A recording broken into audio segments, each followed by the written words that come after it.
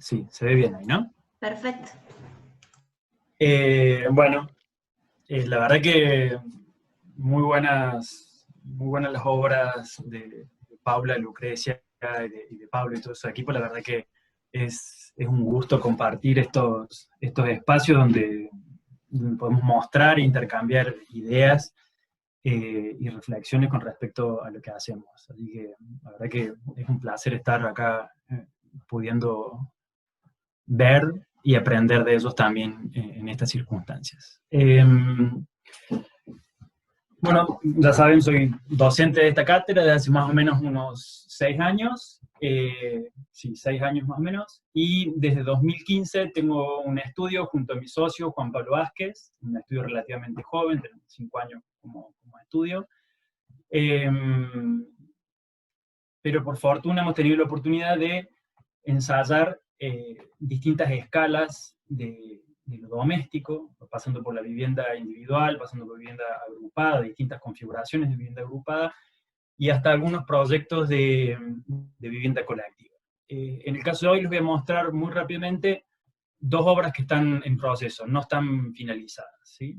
Entonces, si bien el ciclo se llama conjuntos proyectados y conjuntos construidos, lo que les voy a mostrar de alguna manera está como un punto intermedio entre esas dos realidades, eh, pero lo interesante ver en este caso es cómo entre la obra en proceso y la obra terminada no hay grandes diferencias, y eso tiene que ver con la lógica con la que pensamos y producimos arquitectura, en la cual la estructura y la materialidad juegan un rol central en el proceso de proyecto, y por lo tanto en la imagen final de la obra, del producto terminado, ¿sí?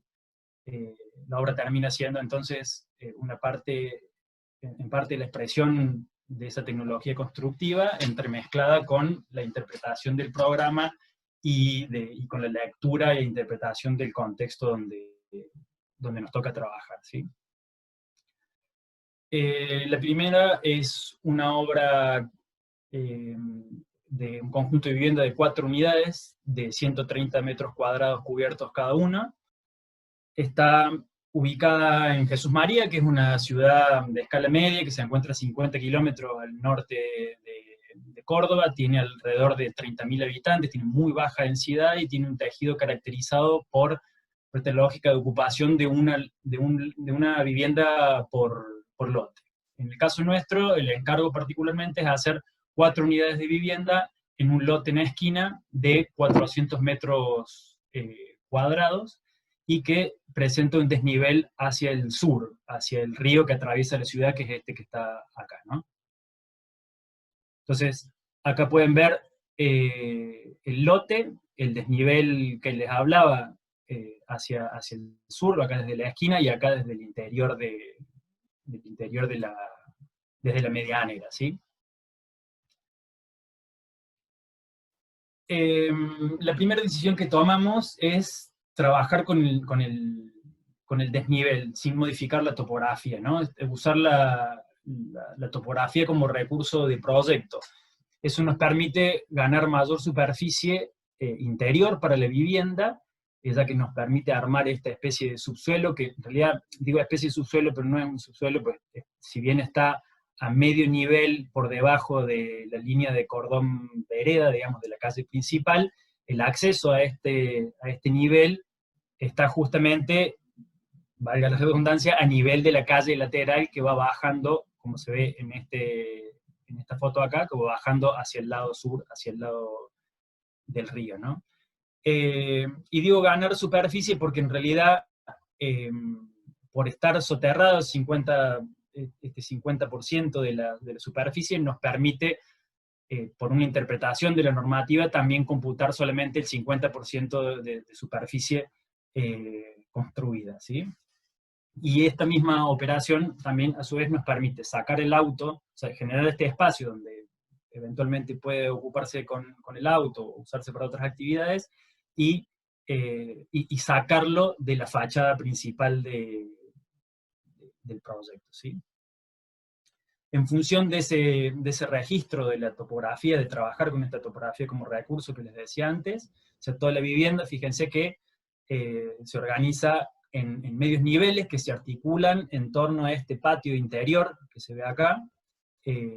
Trabajamos todo esto como una gran unidad, un gran espacio interior continuo, en respuesta a dos situaciones. Uno, a que esto es un emprendimiento, también un emprendimiento inmobiliario, un cliente privado, y por lo tanto estábamos un poco trabajando con medidas de ambientes mínimas, entonces por eso la idea fue separar estos espacios y abrir sus límites, trabajarlos con esta lógica de cerramientos practicables, de unas placas, unos paneles móviles, que según las necesidades se pueden abrir o cerrar, según las necesidades de privacidad, a lo largo del día. Y por otro lado, también como respuesta a que el conjunto está construido sobre la línea de edificación, entonces muy cerca de la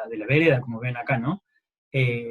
Entonces, este desarrollo o este énfasis puesto en esa interioridad tiene que ver con eso, tiene que ver que frente a esta fricción que surge entre la vereda como espacio público, el exterior público y el interior privado, se pueden activar estos cerramientos que son como una especie de parasoles móviles que cierran la fachada, y se protege de un poco de esas miradas cruzadas de adentro a afuera, y aún así los espacios van a tener como esta continuidad, esta iluminación natural, y esta lógica como expansiva del espacio, ¿no? Por otro lado, también esta misma estrategia de ir subiendo en niveles nos permite crecer y subir por encima del nivel de medianera y captar algunas imágenes o al captar unas vistas hacia el río que está justamente hacia el sur desde esta habitación que está en la parte más alta, ¿sí? Bueno, esto a su vez también esta especie de naturaleza domesticada que aparece acá en el medio como articuladora, también ese mismo patio es el espacio donde ingresa luz por ahí arriba, y tiene una abertura también practicable que se abre y permite generar como esta circulación de aire y este acondicionamiento climático de ese interior, ¿no? Y bueno, esa continuidad espacial que les digo que se puede leer tanto en planta como en corte, ¿no? Acá se ven las 4 unidades, y se ve que cada tipología está dividida en 2 franjas programáticas. Una franja que condensa las circulaciones verticales y los núcleos húmedos, y las otras que simplemente albergan, bueno, el resto de los espacios, el espacio social, los espacios de uso, los dormitorios, ¿sí? Y se ve esta continuidad que se logra a través de eh, esos postigones y esos paneles móviles al interior también, ¿no? Esta es la planta, en realidad cada planta tiene representado dos niveles, ¿no? Este es el nivel de acceso, donde está el estar, se sube medio nivel, en realidad se baja medio nivel al espacio de guardado del auto, o puede ser un espacio cubierto como una especie de quincho en caso de que se quiera usar de esa manera. Y después, desde este nivel, digamos, de espacio social, se sube medio nivel y va a aparecer en la cocina comedor, y después medio nivel más arriba un dormitorio con un baño, y medio nivel más arriba otro dormitorio con otro baño, ¿sí? Esta configuración también del corte tiene que ver un poco con el perfil normativo que nos permitía crecer hasta 6 metros, y después nos obligaba a receder con una línea a 45 grados y crecer un piso más. Bueno, nosotros hicimos ese corte justamente también por un poco para captar más iluminación y más vistas del otro lado. Bueno, esta axonométrica un poco muestra esto que les mencionaba recién. Esta obra está organizada en estas 2 franjas programáticas, ¿no? La franja programática de todas las actividades de apoyo, los servicios, las escaleras, etc. Y esta otra franja programática que tiene que ver con los usos diarios, ¿no? Esta es una foto del proceso de obra, y este es un corte constructivo. Digamos, nosotros tratamos de trabajar con una lógica como simplificar el proceso constructivo, resolver todo con detalles repetibles, o sea, resolver esta obra entera está construida, en definitiva, con ladrillo, hormigón bueno, y el resto aberturas. Entonces, el encuentro que tenemos que resolver simplemente es el de losa con el hormigón, el de losa con el muro, y la losa con los frentes de la fachada, ¿sí? Como solución constructiva, utilizamos ese muro divisorio que funciona entre tipología y tipología, y a su vez entre las dos franjas programáticas, como muros portantes. Son de ladrillo común de 18 centímetros, el ladrillo un poco más grueso, y hay unas losas puras, a ver si lo muestro acá. Estos son los interiores, como les digo, están en proceso, están en obra, y estas losas son losas macizas de 18 centímetros de espesor, que se arman justamente hacia los costados, vinculando a todos los muros. Y en esta lógica de buscar y sacarle provecho al máximo a un recurso constructivo, y trabajar con esta lógica de honestidad material y de honestidad material, la expresión de la obra es la expresión de la técnica, ¿no? Los hilos son el mismo resultado del encofrado, el hormigón a la vista. Los muros son de ladrillo blanqueado. Esto todavía tiene una mano de pintura recién, o sea que todavía falta bastante de la obra. Y también la terminación del piso es, como lo mencionaba, el mismo recurso con el que trabajó Paula, que es el mismo hormigón de la losa. En la etapa previa al fragüe se pule para que quede como si fuese un hormigón alisado, ¿sí? Bueno, y esto es un poco la obra también, en una primera mano de pintura que tuvo hace unos días. La obra está súper demorada por la cuestión de la pandemia. Esto es la vista desde una placita que está en la esquina. Eso también un poco mencionar que como respuesta a la esquina, o sea, la obra tiene como dos respuestas. La respuesta al lote medianero, perdón que vuelvo un pasito atrás, que es este receso que lo hacemos, digamos, por retiros. Al lote de la esquina se le hace este retranqueo para unirse con la línea de edificación del lote vecino. Y acá en el caso de la esquina, nosotros elegimos recedernos un poco y generar esta especie de triángulo, que acá le falta un cantero, que es básicamente una especie de placita seca, de un espacio para sentarse ahí, que se alcanza a ver, creo, un poco acá, insinuar. Bueno, falta el árbol todavía, ¿no? Bueno, y por otro lado, la segunda obra que les voy a mostrar es un conjunto de 6 viviendas. En este caso se encuentra en la ciudad de La Calera, al noroeste de Córdoba. Es una ciudad dormitorio de muy baja densidad, donde prolifera esta lógica de urbanizaciones cerradas. Esta es una imagen que refleja un poco la situación típica de algunos sectores de la periferia, y frente a lo invasivo que tiene esta lógica de crecimiento urbano sobre el territorio natural, nosotros nos interesa la idea de reducir el impacto lo máximo posible a la hora de intervenir, entendiendo que si bien la naturaleza va a ser siempre, la arquitectura va a ser siempre la intermediaria entre la naturaleza y el hombre, el humano, esa intermediación puede ser consciente, reflexiva y respetuosa. Se puede tomar una posición con respecto al lugar donde se está emplazando.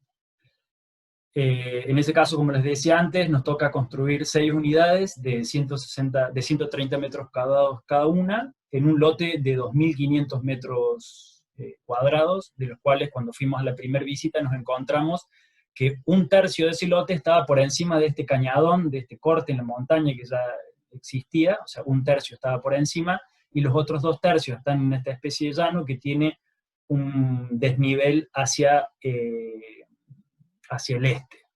nos propusimos entonces no modificar la topografía existente nuevo, reducir la pisada de lo que íbamos a construir, y sin crecer en altura, en oposición un poco a la lógica que se reproduce frente a este tipo de encargos, que es como la repetición de unidades aisladas. En vez de hacer 6 unidades independientes como está ahí, nosotros elegimos tomar esto como una oportunidad para ensayar lógicas de agrupación y lógicas de conjunto, ¿no?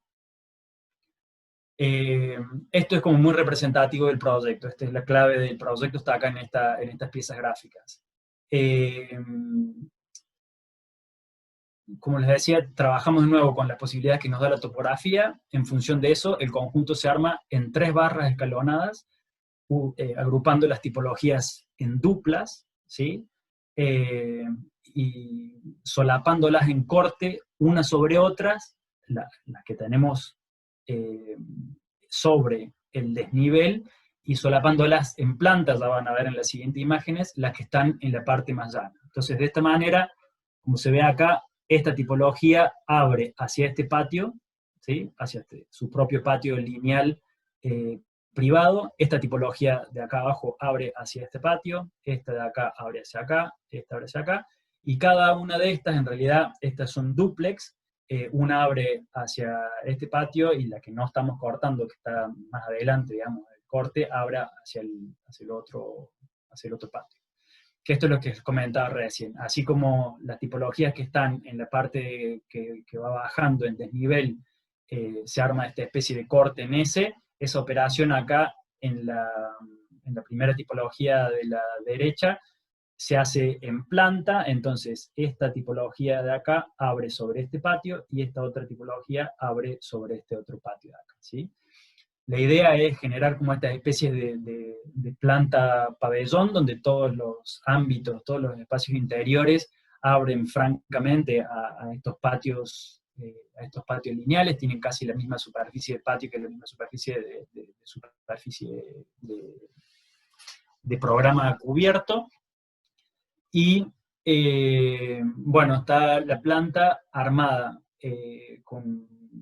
a través de un núcleo, hay un núcleo húmedo, ¿sí? De la cocina hay un toilet que un poco articula la planta y separa en cierta forma el área más social con el área más privada de los dormitorios, y este espacio también queda como un intermediario ahí, que puede ser un escritorio, un espacio para la televisión, o no sé, un playroom. Y lo interesante es que en realidad lo único fijo en esta planta, a ver si se ve, bueno, ya lo vamos a ver en el corte, lo único fijo es el núcleo, los núcleos húmedos, ¿sí? Porque el resto es todo tabiquería no portante en los interiores. Ya vamos a ver el corte constructivo más adelante. Estas son las primeras imágenes que habíamos hecho cuando estábamos proyectando. Esta es la relación un poco que buscábamos, interior-exterior, de tener todo este patio lineal para iluminar todos los ambientes y para tener esta relación franca interior-exterior. Ahí se ve un poco los núcleos estos de los que les hablaba, que organizan la planta, y acá se ve también esta estrategia de que en este sector la operación en planta la que abre las tipologías hacia cada patio, y la otra se hace en corte. Acá ya estamos en una etapa avanzada de la obra ya. Pueden ver un poco cómo es la inserción de la obra en el lote, frente a esta lógica que decía de ocupación de una vivienda por lote. Nosotros, fíjense que acá hay 6 viviendas que están reducidas a 3 volúmenes. Y hubo un cambio en un momento, en una visita a obra, hubo un cambio de la expresión de la obra, que en la anterior ustedes vieron que era el ladrillo visto pintado de blanco, que tiene que ver también un poco con generar como más luminosidad a ese interior. Y en este caso, que también iba a ser blanca, cuando empezó a llover, empezó la temporada de lluvia y se empezó a lavar toda la piedra de este cañadón, empezó a aparecer ese color rojizo muy similar al del ladrillo con el que estábamos trabajando, y eso produjo, bueno, una especie de volantazo que nos llevó a cambiar ya teníamos encargadas todas las carpinterías de color blanco también, les hicimos hacer, para alegría del cliente, las hicimos cambiar y hacer todas en negro, ¿sí? Esto es lo mismo que les contaba del otro proyecto. Tratamos de resolver con la menor cantidad de detalles posible, ¿sí? Este mismo corte es el que resuelve casi toda la obra. Todos los encuentros están en esta obra. Trabajamos con un módulo de 3x5, esto sigue en obra, ¿no? Esto sigue en este estado, creo que ya los interiores están revocados, pero pero esto todavía no está puesto el cesto ni nada por el estilo. Pero, bueno, les decía, trabajamos con un módulo de 3x5, una losa maciza de 16 centímetros, armada en una sola dirección, que apoya de un lado en este doble muro, ¿sí? En este doble muro de ladrillo con una cámara de aire, que nos sirve para pasar por esa cámara de aire todas las instalaciones, para tener una obra como bastante más limpia. A su vez el muro que está en contacto con la tierra está impermeabilizado y armado para resistir los empujes horizontales.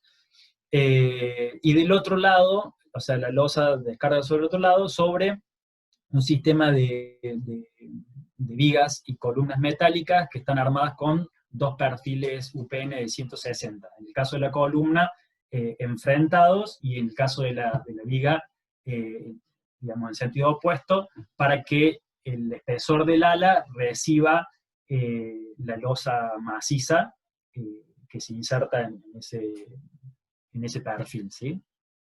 De nuevo, como les decía, mostramos como que este intento de resolver con un solo detalle, con una sola lógica constructiva, toda una obra, como una lógica también de economía de recursos, y también porque nos sirve como un proceso, nos sirve la obra como un proceso de perfeccionamiento en sí misma, ¿no? O sea, siempre empezamos a hacer las partes que están menos visibles, donde se cometen todos los errores básicamente, y después vamos avanzando y haciendo siempre el mismo corte, la misma losa, el mismo encuentro. Entonces es como que dentro de la misma obra se va produciendo como esta optimización del detalle, vemos en qué fallamos en la instancia anterior, y eso nos permite ir mejorando progresivamente la obra.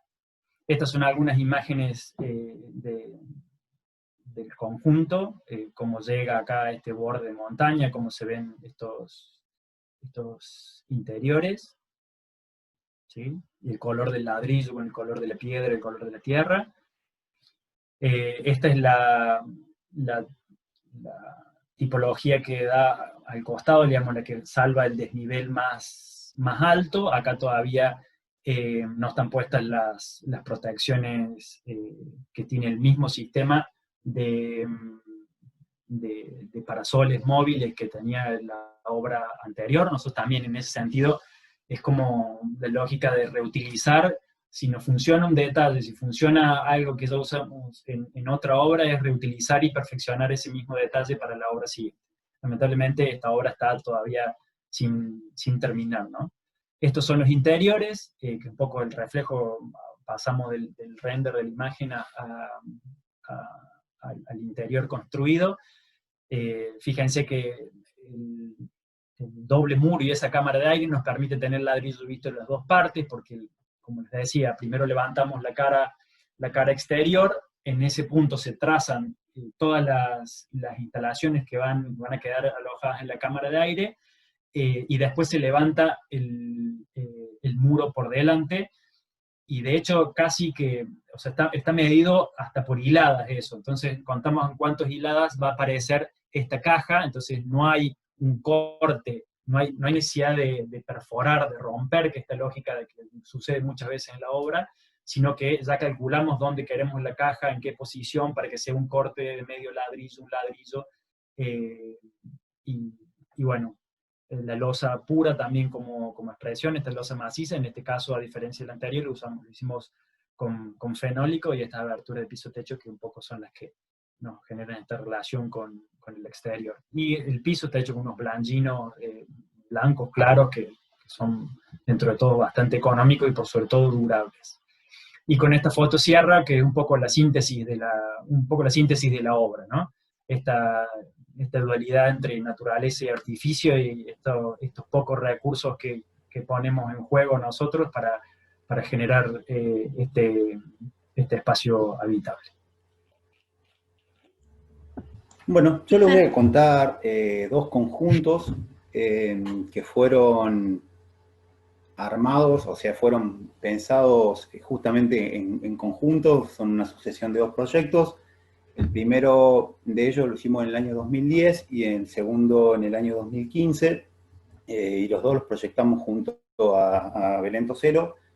Tienen en común no solamente una manera de pensar el proyecto, sino que fueron hechos para el mismo cliente y en una situación muy similar dentro de la misma ciudad. En primer lugar, les voy a comentar algunas cuestiones que tenían que ver con esto de la ciudad, porque se transformaron en elementos de proyecto. La ciudad donde están insertos los dos conjuntos es una ciudad pequeña que se llama Villa Mercedes, está en San Luis, y es una ciudad que hasta el año 80, 90 tenía unos 60.000 habitantes. Y de repente hubo un incentivo de erradicación de industria que se llamó promoción industrial, que hizo que la ciudad en muy poquito tiempo duplicara su población. Y para albergar esa masa de población nueva, la ciudad, que hasta ese momento se había configurado en el sentido norte-sur, se expandió en el sentido oeste-este hasta el límite del río, con una política de vivienda estatal muy, muy, muy fuerte. Cuando me refiero a muy fuerte, me refiero a que la mitad de la población de la ciudad pasó a vivir en vivienda del Estado, en vivienda individual del Estado. O sea, estamos hablando de que la vivienda del Estado albergaba aproximadamente 40.000 personas. ¿Sí? E inclusive en un periodo posterior atravesó el mismo Estado, atravesó el río y generó otro barrio que se llama La Ribera, que también, para que se den una idea, alberga 10.000 viviendas nuevas. ¿Sí? ¿Por qué esto tiene que ver con el proyecto? Por dos cuestiones. En primer lugar, porque eso generó que no hubiese prácticamente mano de obra, porque no había vivienda, desarrollo privado de la construcción. O sea, la mano de obra que había fundamentalmente se dedicaba a ampliar estas viviendas, por lo tanto es una mano de obra que no está profesionalizada. Y por otro lado, no hubo densificación en la ciudad, o sea, tanto el área central como el resto de la ciudad prácticamente no renovaron su tejido. Recién, luego del periodo de recuperación posterior al 2001, el 2004, comenzó un periodo de cierta construcción privada de departamentos que básicamente albergaban dos tipos de usuarios, o bien la mano de obra fabril, que tiene mucha movilidad, entonces no es una población muy estable, sino que va y que viene, y esto de alguna manera genera una demanda fundamentalmente de unidades de poca superficie, de un dormitorio, y la potenciación de un muy pequeño núcleo universitario que hizo que empezara a haber público estudiantil que requería también de departamentos. Y eso, de alguna manera, comenzó a producir algunos cambios en el área pericentral. Aquí está el área central, y en el área pericentral, muy cerquito a este sector, comenzó a haber algún tipo de desarrollo inmobiliario que básicamente eran departamentos de un dormitorio, sin expansiones, con lugar para el auto. ¿Por qué lugar para el auto? Porque al ser una ciudad pequeña no había transporte público, entonces la movilidad se da todo por transporte privado. Bien. El sector en donde se ubican estos dos proyectos está muy cerquita del área central, a unos 15 cuadras, y tiene este tipo de configuración de tejidos. Un sector de vivienda baja, con retiro, y este tipo de configuración de trama, en donde todavía se articulan grandes lotes, que alguna vez fueron quintas, con subdivisiones a veces mayores y a veces menores. El primero de los proyectos se ubicaba en esta esquina y el segundo de los proyectos en la otra manzana, a unos lotes sobre un espacio de tramo. La única condición de norma que tenían estos lotes exigían un retiro de 3 metros, en el caso del tramo, que fue el proyecto 2015, en esta situación sobre el frente, y en el caso del de la esquina, sobre los dos laterales, los dos frentes, digamos. Y la condición del programa era departamentos de un dormitorio de superficie mínima y un lugar para guardar el auto. Ahora, como les comentaba, la primera situación de proyecto que se dio fue cómo podemos articular un objeto arquitectónico que de alguna manera dé cuenta como de la cultura disciplinar de la que uno aprende, como comentaba Paula, comentó Lucas y demás, de las expectativas de alguna manera que uno tiene, en un objeto donde los recursos no son mínimos per se, digamos, en el sentido de la economía, sino son mínimos en todo sentido. O sea, uno no va a contar con mano de obra profesional. En este caso, por otro lado, no iba a haber prácticamente una dirección de obra, porque nosotros vivimos aquí en Córdoba y los conjuntos se hacían en una ciudad a 400 kilómetros, o sea, prácticamente no iba a haber dirección de obra, a lo que se sumaba que el cliente era ingeniero, ¿no? Lo cual suma una complejidad más para hacer entender ciertas cuestiones relacionadas al espacio, a la necesidad de la calidad espacial y demás, y de alguna manera inclinar la balanza hacia muchas veces un exceso de pragmatismo. Entonces, lo que hicimos, este es el primer proyecto y este es el segundo proyecto, es tomar el sitio y expandir un poco el retiro para que esos 3 metros se convirtieran en el lugar para dejar el auto, pero que a la vez permitieran la expansión de las unidades en este caso y el ingreso en este otro caso. Los dos lotes, por otro lado, tienen 21 metros por 10, o sea, son lotes muy, muy, muy pequeños. Y estamos hablando de 5 unidades en un lado y 4 unidades en el segundo caso. De solamente la proyección de los vacíos se articuló, en este caso una barra, en el que luego negociamos con el municipio poder ocupar para configurar la esquina, y en este caso una barra que de alguna manera era la volumetría resultante de un paso lateral para comunicar a las unidades y de una apertura lateral para expandir, iluminar, ventilar las unidades de departamento. Ahora bien, la idea era que justamente el plus del proyecto estuviera en ese vacío, ¿no? Que era como lo mínimo indispensable y era aquello que de alguna manera venía dado. Entonces, siempre las unidades estuvieron vinculando, el proyecto de las unidades estaba vinculado a ese espacio exterior. Y por otro lado, en los dos casos decidimos trabajar una materialidad que se llama el ladrillón, que similar a lo que comentaba Lucas, que es un ladrillo que tiene 18 centímetros y que bajo un muro simple, porque insisto, hay una economía de obra importante, bajo un muro simple permite una buena aislación y por otro lado, a los fines expresivos, permite configurar la caja de ladrillera ocultando la estructura. ¿Bien? Esto tenía de alguna manera en común, tienen en común estos dos proyectos. La diferencia, por un lado, es que este proyecto, al tener mucho frente de desarrollo, permitía el acceso individual a cada una de las unidades y que a los fines luego de expandir en el otro sentido, se desarrollaban en vertical, mientras que estas se iban a desarrollar en horizontal,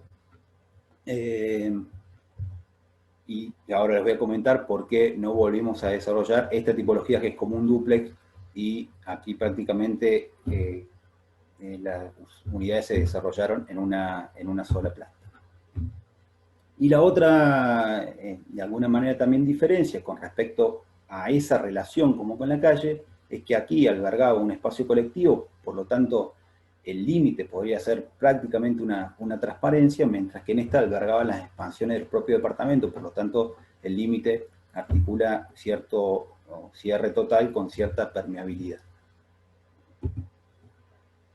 En lo tipológico, como les comenté, este conjunto, este primer conjunto, se arma por la repetición de esta unidad que pone en perimetral los servicios y las circulaciones para expandir a estos pequeños patios, y en este caso la escalera seguía subiendo y llega a una terraza. Entonces, una unidad de unos 50 metros cuadrados tenía más o menos la misma superficie en expansión, ¿sí?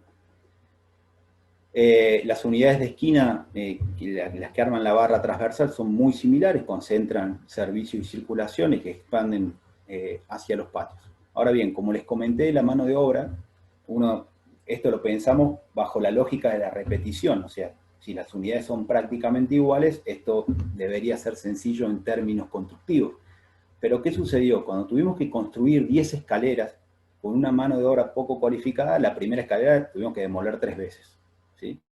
Por lo tanto, cuando logramos atravesar este proyecto y superarlo, y empezamos a encarar el segundo proyecto, el cliente nos dijo, no quiero más escaleras. O sea, son muy lindas, la verdad que a la gente le encanta la terraza de arriba, pero yo no quiero más escaleras, quiero simplificar al máximo el proceso de obra. Entonces, en este proyecto, lo que hicimos fue armar el frente con un primer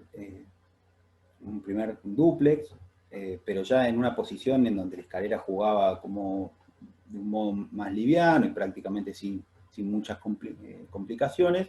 Luego, dos tipologías de un dormitorio, y como remate, pero también en una escalera exterior y fácilmente montable, una cuarta tipología de dos dormitorios, que es esta que está aquí.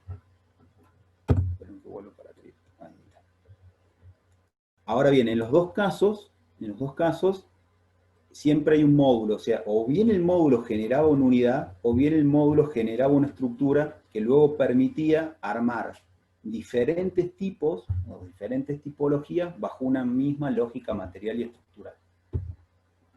Entonces, siempre, en este caso, el módulo determinaba la unidad, y en este caso, el módulo determina o bien una unidad o sea, los ambientes interiores, bien secuencia de dormitorios, áreas sociales y expansiones, o bien en dormitorios, áreas sociales y expansión hacia el patio. Y ahora lo que les voy a comentar es el desarrollo, un poquito más fino, el desarrollo de esta segunda unidad.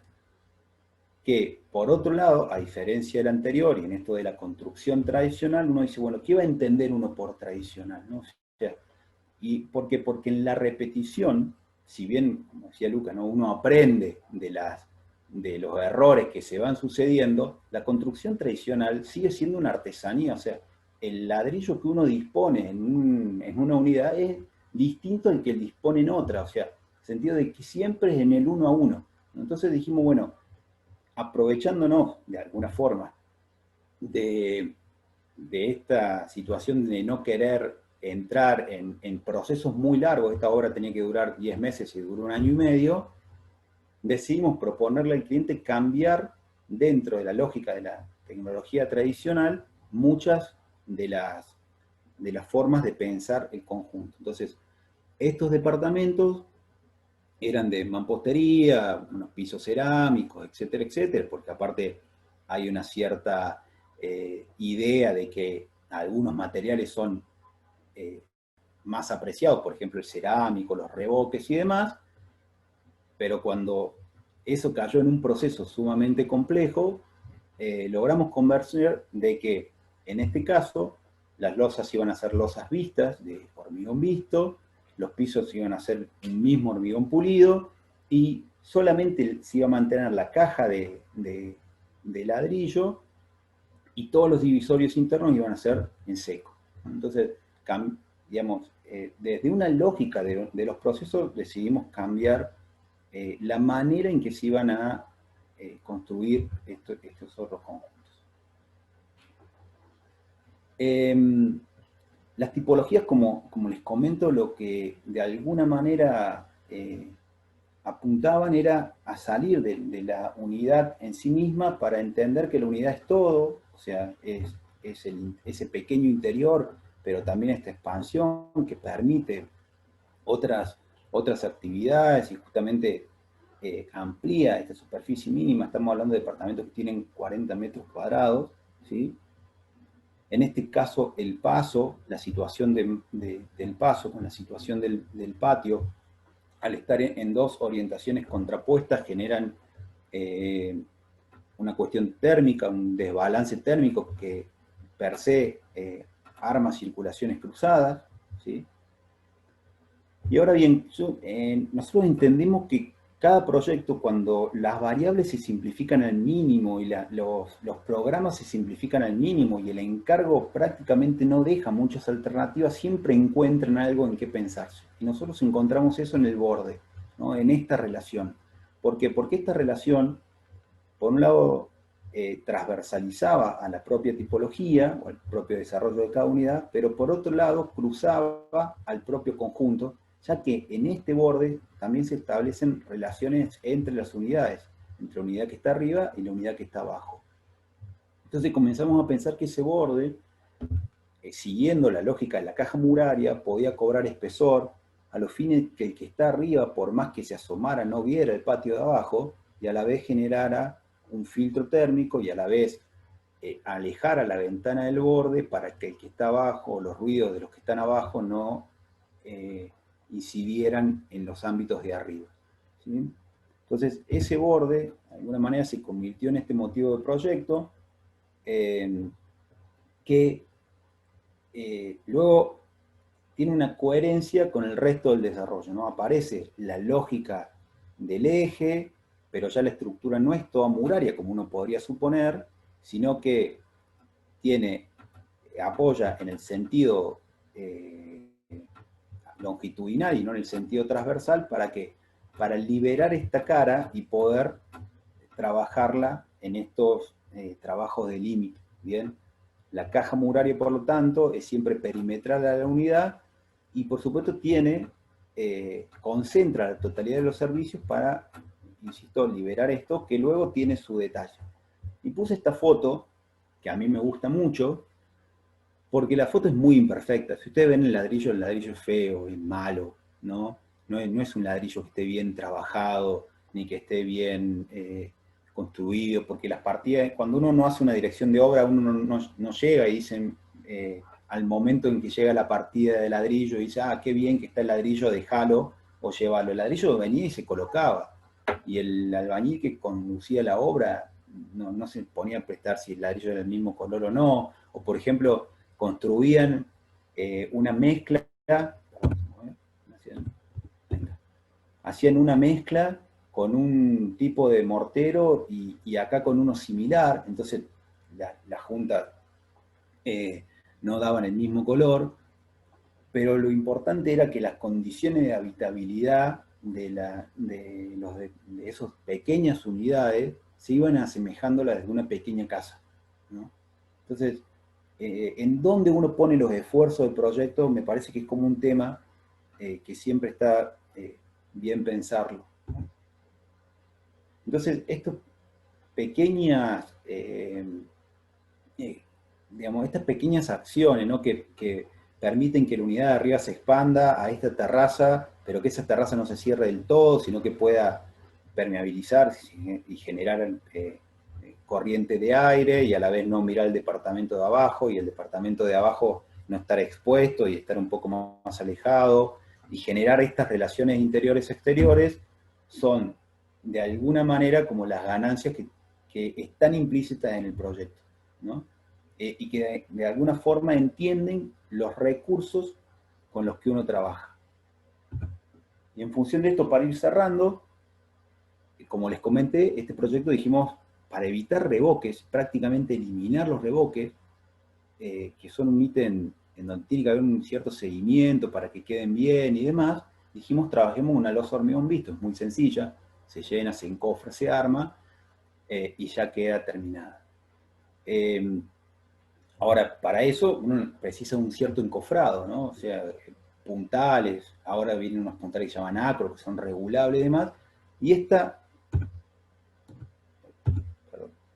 es la foto que nos envía el contratista de obra cuando dice, vengan que la losa va a estar casi lista, vengan a verla. Conseguí unos puntales que se bancan todo, esa fue la... Entonces, claro, uno dice, ¿cómo va a quedar bien esta losa armada con unos troncos, ¿no? Y bueno, perfecto, llegamos, la losa la pudimos nivelar, tuvimos que ajustar algunos de esos troncos, y dijimos, bueno, ¿cuándo contratamos la bomba para el hormigón? Y resulta que en esta ciudad había una sola bomba que se estaba usando para obra pública. Y como la losa es maciza y precisaba de 10 metros cúbicos, es imposible llenar esa losa en un solo día a mano. Entonces tuvimos que conseguir una grúa que elevaba este artefacto, ¿no? Donde se cargaba el hormigón del camión y que luego se volcaba moviendo esta manivela, ¿no? Entonces, de lo que uno aprende de eso es que los sistemas no son solamente sistemas constructivos, son sistemas productivos, de que uno los tiene que pensar en términos de los recursos con los que cuenta, ¿no? Y eso es algo muy importante que se aprende en la práctica, pero que también uno lo aprende a llevar al proyecto con un objetivo que supera al propio objeto, ¿no? Que supera que, digamos, que lo que produce es que, o lo que persigue es justamente buscar que los espacios que proponemos, que lo que está implícito en el proyecto se conserve, ¿no? Que quizá, bueno, la losa no va a ser la losa más perfecta, o el ladrillo no va a ser el ladrillo más perfecta, pero que las condiciones de habitabilidad que pensaba el proyecto a través del borde, por ejemplo, estén presentes en el producto final. Eso es todo. Ahí está la losa, ahí están los pisos pulidos, la abertura del patio, y ahí termina el cuento. Buenísimo, un momento que pueden aprovechar ahí para intercambiar directamente con las y los autores de los proyectos. Me parece que es una oportunidad que está bueno aprovecharla. Así que si quieren, estaría buenísimo si pueden abrir cámara y quien quiera preguntar o comentar, abrir micrófono, pueden hacerlo.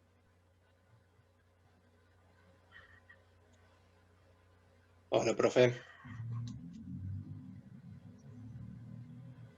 Yo tenía una pregunta para Paula.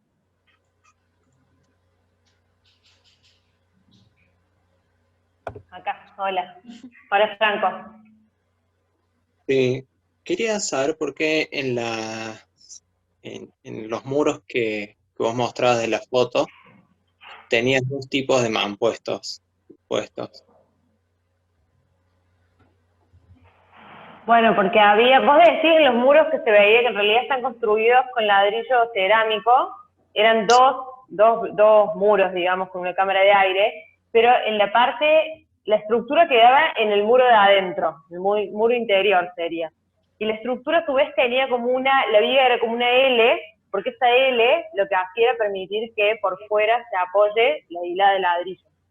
Y por una cuestión de altos, porque vieron que el alto del ladrillo cerámico es otro que el del ladrillo común, por una cuestión de modulación sería, para no quebrarlos, hay partes que se resolvieron con ladrillo común. Entonces esa diferencia la ves por una cuestión de hiladas, ¿no? Ah, bien. Por eso, por una cuestión de facilitar una cuestión constructiva al albañil. Bien. No, me queda la duda porque justamente la otra vez en un examen de una materia nos preguntaban si se podían mezclar los mampuestos en un mismo muro. La respuesta era como un rotundo no, entonces cuando vi ese muro me llamó mucho la tensión.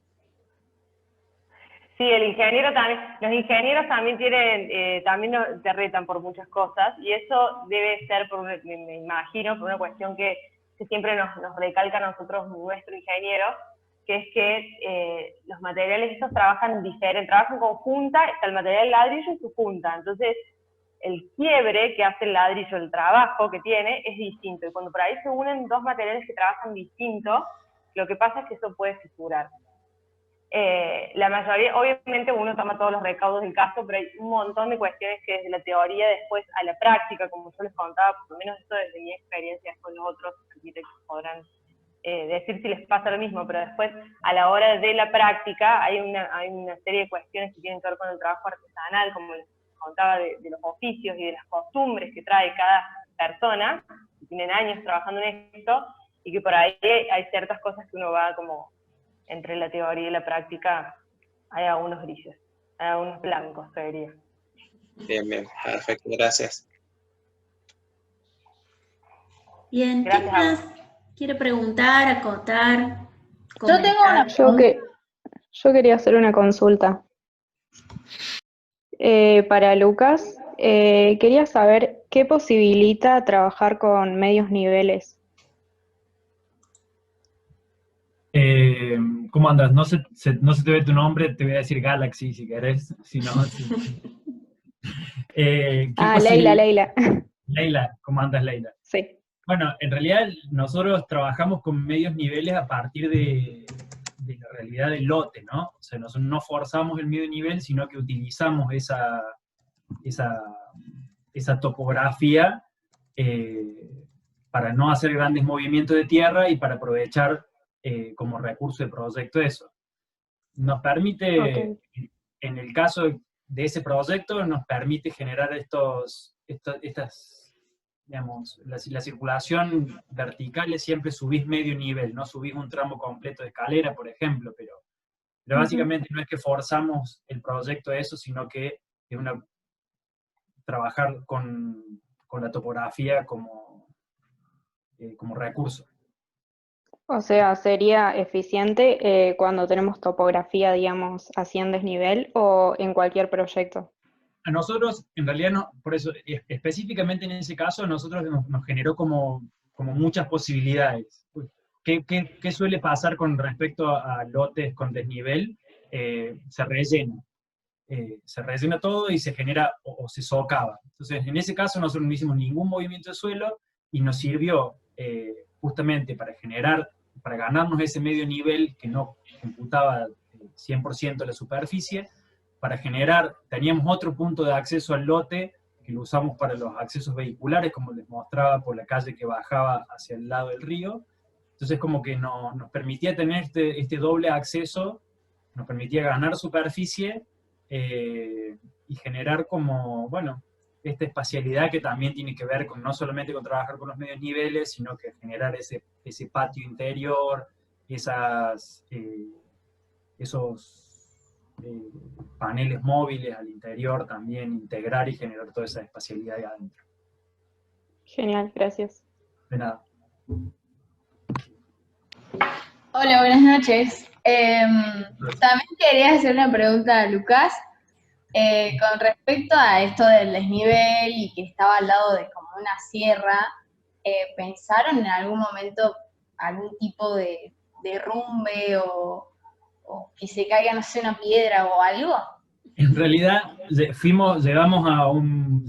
es menor la pregunta, gracias Ile, llevamos a un ingeniero de suelo, por supuesto, que es el que hizo el análisis de suelo, y él nos dijo que, bueno, que en realidad no era derrumbable, que no había problemas con respecto a eso, pero sí fue una de las cosas que tuvimos en cuenta, porque como viste, las tipologías llegan casi tocando, exacto. Sí, lo que hay es cuando llueve, hay pequeños desgranamientos que va cayendo de a poco un poco de piedra, pero crucemos los dedos y que no se caiga toda la montaña. Bien, bien. Y bueno, tenía otra pregunta para Paula, que vi que, bueno, tenía planta baja libre y que supongo que lo que lo sostenía eran esos muros Y bueno, nada, quería saber cuánto era el espesor o sea, bueno, nada, el espesor y qué luz tenía que cubrir. La planta en realidad es una planta de 6,50 por 6 aproximadamente. Es una losa maciza que apoya en las dos direcciones, que tiene vigas perimetrales, y en realidad los muros no son portantes. O sea, la planta baja, de un lado ustedes vieron que era cerrado porque tenía el sistema de asador y el núcleo, y el bañito, y el asador y el lavadero. Pero esos muros no eran portantes, sino que hay un sistema de tabiquería en los dos sentidos. Hay 5 tabiques que terminan de transmitir las cargas al suelo y de darle estabilidad, pero no son portantes los muros. Los muros sí son resueltos con 2 tabiques de 18 y una cámara de aire. Ah, bien, buenísimo, me había quedado esa duda nomás. Y el tabique de estructura, como les contaba antes, estaba resuelto en el muro interior y tenía el ancho de ese muro, 18. Bien. Bueno, gracias. Después se revocó y quedó terminación con yeso interior. Bien. Bien, ¿alguien más quiere preguntar? ¿Comentar? El profe Pájaro quisiera preguntarle algo. Hola, Cristian. Profe Pájaro, vi el techo que trabajó en hormigón visto, quedó muy bueno en relación con los troncos quedó bien. Con el ladrillo y quedó muy buena terminación. Realmente que se ve, si bien no es todo liso el techo, pero esa marcación de la tabla quedó muy linda. Yo en mi proyecto tenía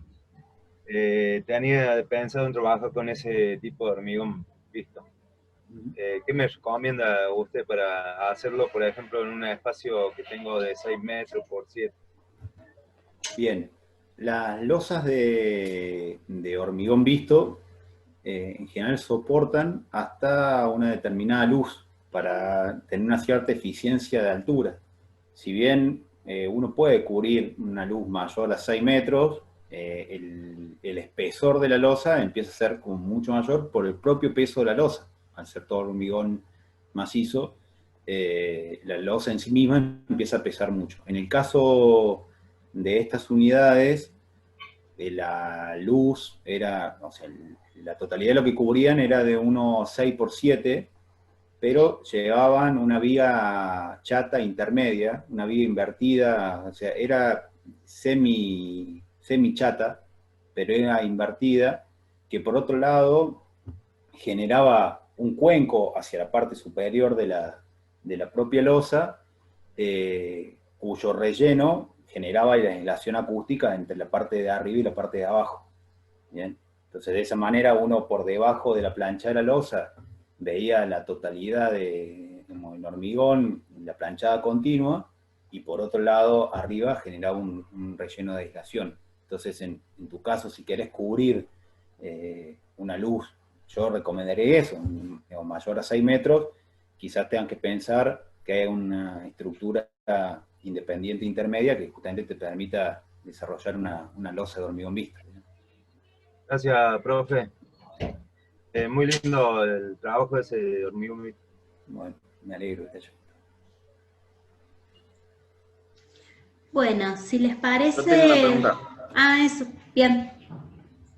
Para Lucas, en el segundo proyecto que mostraste... ¿Francisco era? Sí. Voy a hacer con las manos más o menos para que se entienda. Está abajo la primera tipología y la segunda arriba que se abre por acá. Este muro quedaría como soportando el suelo, ¿no?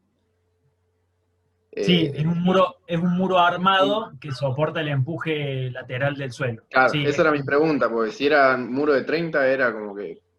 Es un muro contenedor, está calculado, está armado para que resista el empuje lateral de la tierra en ese caso. Sí. De una. Después se deja la cámara de aire y se construye el otro adelante, que es la terminación interior.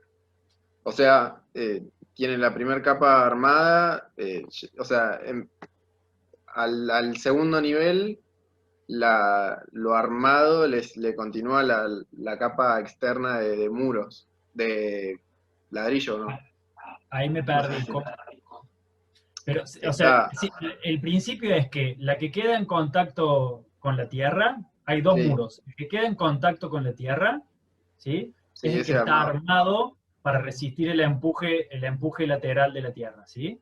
Ese es el Y que está arriba de armado. eso estaría como la capa externa de los ladrillos de arriba, ¿o no? Y arriba de eso en realidad llega la losa, que es el piso de la tipología de arriba, Ah, claro, ¿sí? claro. Ahí apoya sobre ese muro la losa y sobre la otra cara apoya sobre estas columnas que también, digamos, son estos dos Está bien. Y UPNs. eso en base a o sea, ¿por qué son dos UPN y no usaron un IPN solamente? Eso es porque el IPN, el ala del IPN, es muy poco profunda y no alcanza para generar una unión segura, por decirlo de alguna forma, de la Claro, losa pura, de la losa maciza en esa ala. No alcanza la poca profundidad que tiene esa ala para soportarla. Entonces, usamos los UPN donde el ala es más profunda, ¿sí? Y lo usamos, claro. hay una lógica estructural por la que usamos los dos, una para recibir, o sea, una para conformar toda la viga, recibe la carga interior por un lado de la losa esa maciza que se inserta Sí, en el arma del perfil, y la otra parte nos sirve también para fijar el sistema de parasoles que cierra toda esa fachada. claro, esa era mi otra pregunta, ¿para qué se usaba? O sea, En la, realidad, en realidad, al trabajar, la primera razón es una razón estructural. Las dos trabajan juntas, las dos como conforman como si fuese una especie de viga compuesta, ¿cierto? Es como si hicieras un IPN con más resistencia, porque tiene como más profundidad de ala. más Vos- ala, claro. Es como que compones un IPN con dos UPN, ¿sí? Y eso tiene que ver, por un lado, la resistencia del perfil y por otro lado, por la profundidad del ala. Nosotros, aparte, lo utilizamos también como para tomar ahí el sistema de cerramiento de la fachada. De una, gracias. De nada. Y después tenía otra pregunta para Pablo.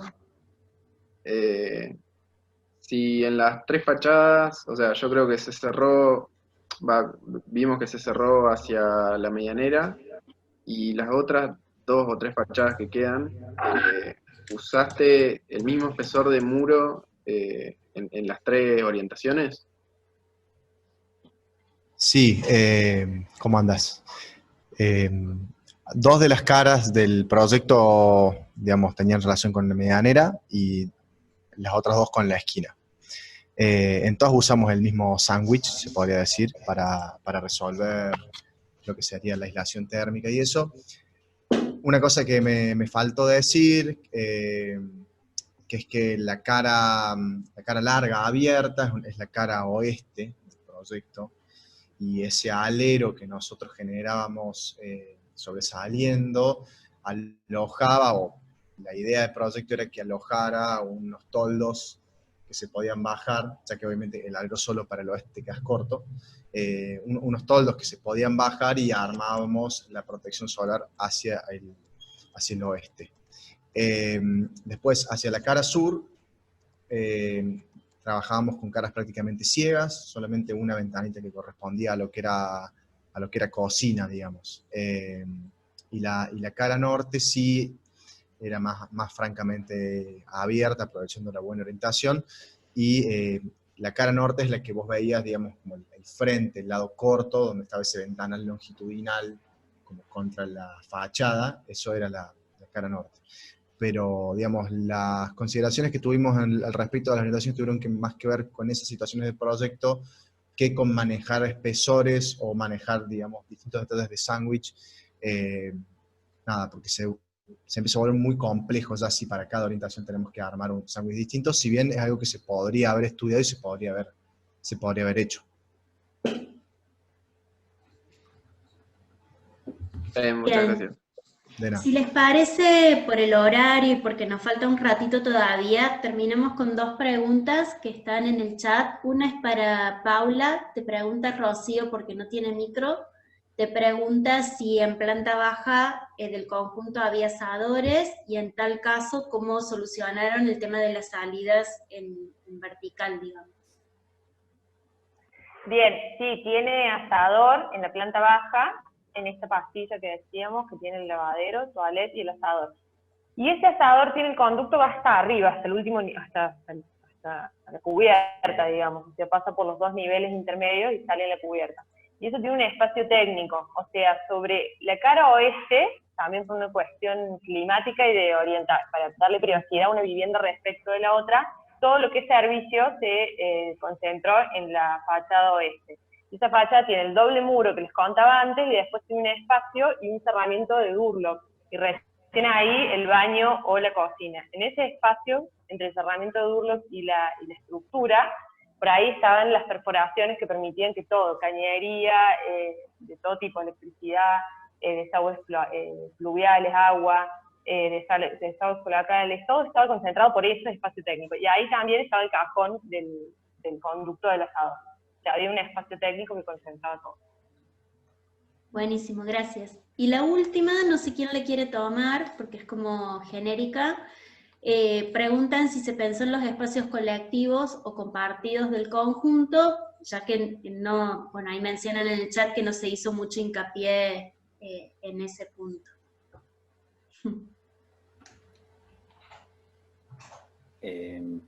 Bueno, yo respondo por un poquito por el proyecto, el único proyecto que nosotros teníamos espacio compartido. Ese espacio va a quedar muy tomado por los propios autos. Por lo tanto, lo que se pensó en función de esto era darle la máxima transparencia, ¿no? Para que no quedara como un espacio encerrado en sí mismo y no afectara la calidad ambiental del resto del conjunto. Después, bueno, no sé, Paula, creo que en tu casa tenías también espacios compartidos, digamos, pero en el caso nuestro es eso, o sea, la reflexión, ya que está muy tomada por el programa, muy atravesada por el programa, pasa por cómo materializar esos espacios sin que la propia lógica del uso genere lugares muertos o lugares que de alguna manera no solamente afecten para mal al conjunto, sino también al espacio público.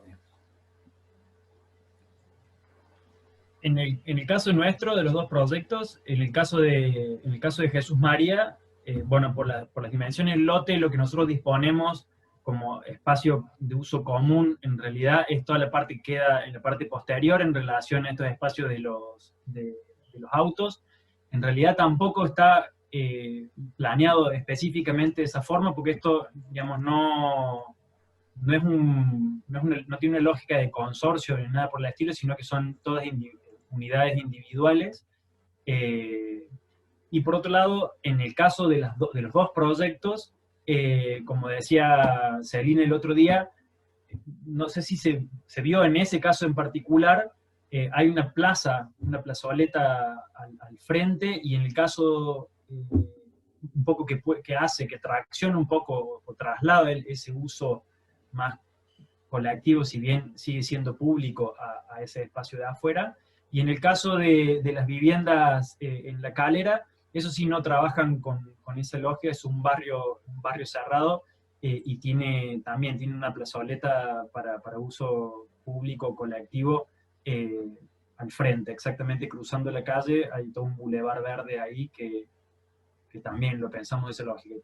También la verdad que es una pregunta clave, porque dentro de esta lógica, cuando uno tiene este tipo de encargos y hay que filtrarlo también por estas necesidades de utilización del suelo como factor de venta, por más de que, como dice, estoy de acuerdo con lo que dice Paula, que uno tiene que tratar de trabajar siempre los proyectos desde el lugar más humano, desde lo evitable, siempre estamos balanceándonos en ese límite entre que también, aparte de una profesión de servicios, también somos una actividad económica que tiene que generar ganancia tanto para el inversor privado como para nosotros que somos los que hacemos el proyecto, ¿no? Y también a mí me gustaría agregar respecto de esto, nosotros también tenemos una calle, porque el lote al ser muy angosto y profundo, las viviendas iban una atrás de la otra y necesariamente necesitamos un espacio calle interior, que ese sí era compartido. Pero la escala del conjunto también es una cosa a considerar, porque digamos, cuando los dominios no están claros y no hay un consorcio por medio, para nosotros, culturalmente, creo yo, porque hay otras evidencias que en Holanda, por ejemplo, es otra realidad y funcionan estos espacios, pero para esta escala de conjunto, que son 3 viviendas, o sea que hay viviendo ahí, no sé, 9 personas en ese conjunto, es muy difícil generar un consorcio que administre eso, que sería muy costosísimo, incluso, y para organizarse, quién se hace cargo de ese espacio, bueno, nosotros culturalmente creo que somos complicados para ese tema, entonces también hay que considerar la cantidad de viviendas para generar estos espacios de compartir, y por lo tanto tener en claro bien en los proyectos de conjunto cuál es el dominio de cada espacio, ¿no? O sea, quién va a hacerse cargo de eso. Buenísimo, muchas gracias. Bueno, gente, dada la hora y dado que a nosotros con los estudiantes nos quedan unos 10 minutitos para explicar cómo seguimos para mañana, bueno, vamos a cerrar acá con las charlas. Bueno, agradecerles muchísimo a Paula, Pablo, el Fer y Lucas. La verdad es que, bueno, recupero un poco lo que decía Celina al principio, digamos, mirar hacia adentro, mirar a los colegas, a los compañeros, a la arquitectura local, me parece que está buenísimo. Parece que en las 4 exposiciones apareció muchísima diversidad material, tipológica, de lógicas de abordaje del proyecto, y creo que ahí hay un aprendizaje enorme. Así que muchísimas gracias por el tiempo, por la energía, por la buena onda para contar y mostrar. Nosotros, sí, aplausos virtuales. Muchas, muchas, muchas gracias. Estuvo buenísimo.